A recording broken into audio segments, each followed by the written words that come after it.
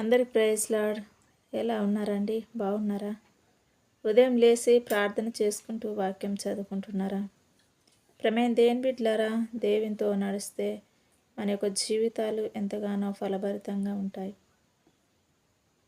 దయచేసి ఆ యొక్క మాటను మీరు ఆలకించండి.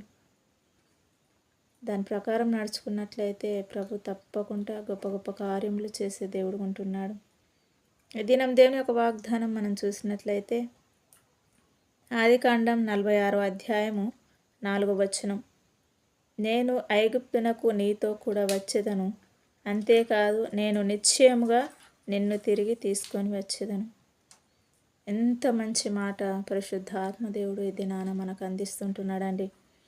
ఏమంటున్నాడంటే, నేను ఐగుప్తుకు నీతో కూడా వచ్చేదను, అంతేకాదు నేను నిశ్చయంగా నిన్ను తిరిగి తీసుకొని వచ్చేదని అంటున్నాడు. ఇక్కడ యాకోబుతో ఏ విధంగానైతే ప్రభువు మాట్లాడుతున్నాడో, ఐగుప్తు దేశంలోనికి వెళ్ళకుండా భయపడకని అంటున్నాడు. ఎందుకనంటే ప్రభువు కూడా యాకోబుతో వెళ్తూ ఉంటున్నాడు. మీరు కూడా ఈ సంవత్సరం అంతా ఏ విధంగానైతే ఐగుప్తు లాంటి శ్రమలో మీరు ఉన్నారో, ప్రభు మీతో వచ్చి ఉన్నాడు. మీ జీవితాల్లో ఉన్నాడు, మీ శ్రమలో ఉన్నాడు, మీ దుఃఖంలో ఉన్నాడు, మీ బాధల్లో ఉన్నాడు. ఒకసారి జ్ఞాపకం చేసుకోండి దేవుణ్ణి. మరలేమంటున్నాడంటే, తిరిగి నిన్ను నిశ్చయంగా తీసుకొని వస్తానంటున్నాడు. మాట ఇచ్చిన దేవుడు నమ్మకమైన వాడు. తప్పకుండా నిన్ను శ్రమలో నుంచి ఆయన బయటికి తీసుకొని రావడానికి నీ చేయి పట్టుకొని ప్రభుని ప్రక్కనే నిల్చుని ఉన్నాడు. నిశ్చయంగా ఆయన గొప్ప కార్యం నీ పట్ల చేయడానికి పూనుకొని ఉన్నాడండి. తప్పకుండా ఈ యొక్క డిసెంబర్ నెలలో గొప్ప కార్యములు మీరు చూడాలని నేను ప్రార్థిస్తుంటున్నాను. ఆ గొప్ప కార్యాలు ప్రభు తీర్చడానికి మేము ముందు నిలబడి ఉన్నాడు. గాడ్ బ్లెస్ యూ అండి. ప్రార్థన చేసుకుందాం.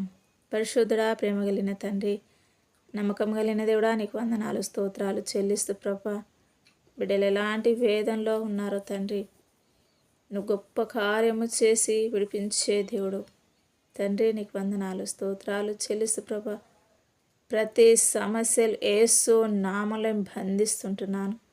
ప్రతి శోధన యేసు నామములో బయటికి వెళ్ళిపోనుగాక. ప్రతి బంధకాలు, ప్రతి కట్లు యేసు నామములో తెగిపోనుగాక అని ప్రార్థిస్తుంటున్నానయ్యా. వీళ్ళందరూ మీకు క్షేమాన్ని మీరు దయచేసి మేము తెచ్చుకోమని యేసు నామములో అడిగి పెడుకుంటున్నాను మా తండ్రి. ఆమేన్.